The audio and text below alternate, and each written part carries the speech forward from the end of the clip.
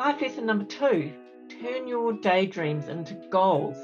In hang gliding, I was just a learner, and I wondered if people who were really good at sport were good because they worked their butts off or because they were naturally gifted. So I decided to take, which was hang gliding, and give it everything I had and see how good I could get. And there were naysayers that said, no, that's ridiculous.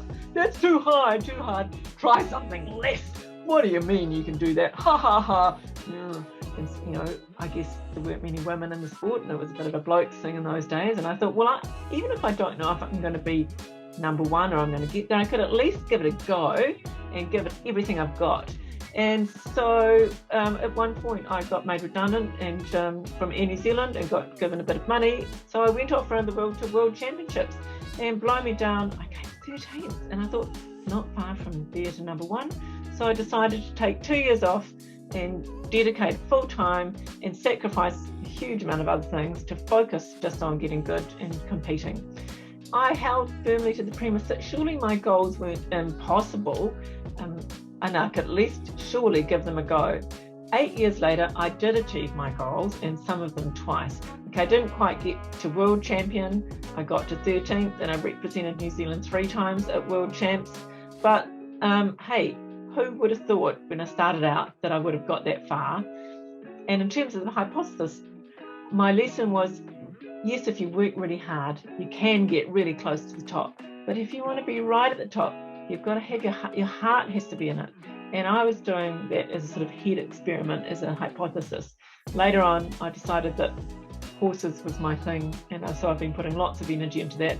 Unfortunately, my life's too complicated and too full to make all the sacrifices that are required to get right to the top, but it doesn't mean I can't still enjoy it and improve, and it's something that my heart's into. Same thing happened in business. I was working for the big firm, KPMG, and I was scared stiff of making the break.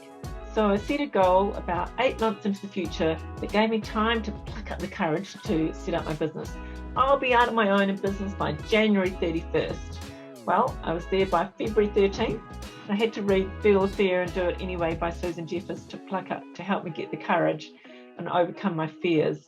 So I also had another goal that I wanted to make enough money to start my dream knitwear company. And that didn't happen in year 1. It did happen in year 7, and I did start my knitwear company. I'd done some research for one of the companies I was working for and seen an opportunity in knitwear, and that company didn't want to pursue it. So I thought, I'll do it myself. And after a big profit year, I did set up the knitwear firm, although it proved to be an industry that I decided wasn't worth pursuing. So take ownership of making your goals and dreams happen. Most people are afraid to step outside their comfort boundaries or truly commit to a course of action. But break your course down into smaller steps, and above all, ignore the naysayers. Anything's possible. Give it lots of good effort, break it down, stick at it, even if it takes longer than you anticipate, and you might well just get there. Good luck. Go hard.